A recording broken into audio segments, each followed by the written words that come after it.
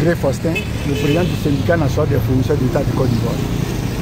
Ce matin, nous sommes venus assister à l'audience concernant l'assignation en reddition de comptes de la Confédération générale des entreprises Côte d'Ivoire, CGC, qui devait révéler la somme qu'elle a reçue depuis 2008 à 2022 devant le juge.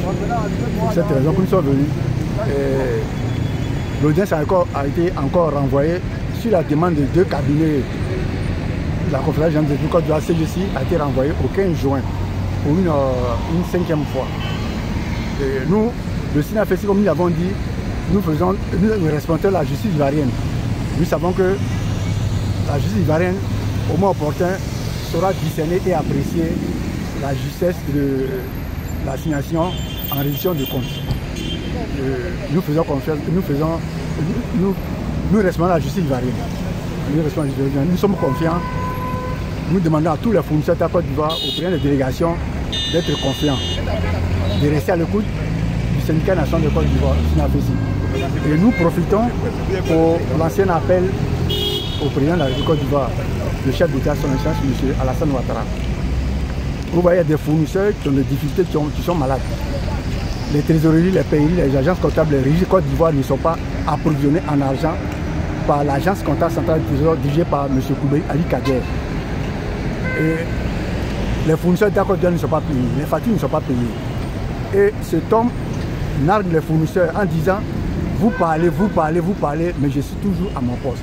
Vous voyez, nous disons au président Alassane Ouattara, le président son excellence M. Alassane Ouattara, que un seul individu, l'agent comptable central du Trésor, M. Koubé Ali Kader, ne peut pas carrément tuer toutes les entreprises, le laisser faire. Il est en même temps député de la République Côte d'Ivoire, il vote les lois, il est le maire comment on appelle ça? Il est le maire de la commune de Bengué, il est régisseur de la Première République, il est agent comptable central du Trésor. Ce n'est pas normal quelqu'un qui est maire, qui est député à l'Assemblée, qui vote les lois, pratique la corruption, l'escroquerie, au vu au-dessus de tout le monde. Ce n'est pas normal, ce n'est pas la bonne gouvernance. Le président de la République a mis en place la haute autorité de la bonne gouvernance, l'observatoire des services et des services publics. Mais il ne peut pas carrément cautionner quelqu'un qui pratique la corruption. Pour nous, cet homme doit être député en Côte d'Ivoire. Vous voyez, il y a des choses qui ne vont pas en Côte d'Ivoire, que le SINAFESI ne veut. Quelqu'un qui est député dans la situation ne doit pas occuper une fonction étatique. Ce n'est pas normal. Aujourd'hui, des gens sont députés, ils votent les lois et ils pratiquent la corruption. Ils sont à des postes, des fonctions étatiques, ce n'est pas normal. Et le président de la République doit pas carrément prendre ses responsabilités. Et des ministres qui ont été nommés en Côte d'Ivoire qui ne sont pas responsables.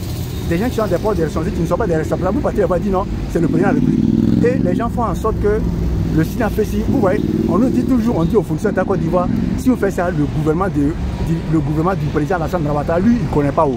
Lui, seulement, il détruit tout, il détruit tout, il anéantit tout. Donc, on nous fait peur. On nous fait croire qu'on nous donne une seule image du président Alassane Ouattara pour dire, si vous vous plaignez, il va vous détruire. On n'a pas carrément détruit son peuple, sa population. Le président Alassane Ouattara a été mis au devant de la Côte d'Ivoire pour gouverner les Ivoiriens, pour gouverner la Côte d'Ivoire, pour que les entreprises ivoiriennes puissent prospérer. Mais aujourd'hui, les entreprises ivoiriennes demeurent à petit feu. Ce n'est pas normal. Donc nous laissons un appel au président de la République Côte d'Ivoire. Nous voulons le rencontrer. Parce que les premiers ministres, Achille Patrice Jérôme, à qui nous avons soumis les propositions, solutions, pour que nous puissions discuter, ne peut pas carrément résoudre. Il ne peut pas. Il avait instruit le ministre de l'économie des finances, M. Koubé Adama, de nous recevoir. Mais le ministre Koubé Adama de l'économie des finances ne nous a pas reçus. Donc nous voulons que le président de la République nous reçoive et que nous discutions des propositions, solutions des fournisseurs de la Côte d'Ivoire, qui en même temps aussi pour les Ivoiriens. Parce qu'aujourd'hui, vous voyez, la Côte d'Ivoire produit du pétrole. Le dernier, on nous parle de, comment on appelle ça, ce gisement, gaz et pétrole, baleine à Assini. Il y a Bassam, le jugement de Bassam, le jugement de Grand Laou, il y a le jugement de San Pedro. Mais il faudrait qu'on en discute. Pourquoi est-ce que les Ivoiriens doivent souffrir alors que la Côte d'Ivoire produit du pétrole? Donc nous devons voir le président de la République Côte d'Ivoire pour que nous puissions discuter, trouver une solution. Mais lui, demandons pardon. L'image qu'on lui colle pour dire qu'il a anéanti tout le monde, c'est des gens qu'il gouverne. Que ces gens qui agissent à son nom, lui n'est pas informé, qui détruisent, qui tuent pour dire que si vous laissez faire, si vous allez tous être anéantis, nous demandons au président de la République de nous recevoir pour nous discuter des problèmes des Ivoiriens et des fournisseurs d'abord des entreprises ivoiriennes surtout. Nous sommes des contribuables, nous payons les impôts en Côte d'Ivoire. Ce n'est pas normal que la Côte d'Ivoire et les fournisseurs de Côte d'Ivoire payent des impôts, les tâches spéciales d'équipement et que la CIC seule, ses dirigeants, puissent s'asseoir et carrément abuser de l'argent, utiliser l'argent de tout le monde à leur fin. Je vous remercie.